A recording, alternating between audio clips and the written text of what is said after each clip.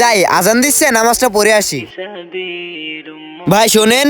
জি ভাই বলেন। ভাই চলেন নামাজটা পড়ে আসি। শালা নামাজের দাওয়াত দিতে আসলো, যে কোনো একটা মিথ্যা কথা বলে সরিয়ে দিই।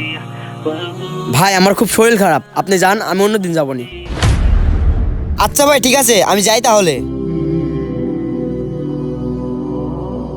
ভাই শোনেন। জি ভাই বলেন। ভাই আজান দিছে, চলেন নামাজটা পড়ে আসি।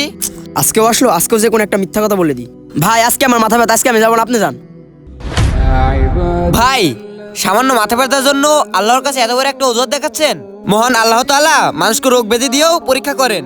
হযরত আইয়ুব আলাইহিস সালামও এমন একটা পরীক্ষার মধ্যেই পড়ছিলেন। মহান আল্লাহ তাআলা আইয়ুব আলাইহিস সালামকে পরীক্ষা করার সময় এমন রোগ ব্যাধি দিয়েছিলেন, তার গা দিয়ে এমন দুর্গন্ধ বের হতো যে মানুষ তার কাছে ভিড়তে পারতো না। তবুও তিনি আল্লাহ তাআলার ইবাদত ছাড়েননি। তোমরা সামান্য একটা কারণ দেখি আল্লাহ তাআলার ইবাদত ভুলে যাচ্ছ। আল্লাহ তাআলা তোমাদেরকে হেদায়েত দান করুক। ভিডিওটি ভালো লাগলে সাবস্ক্রাইব করবেন।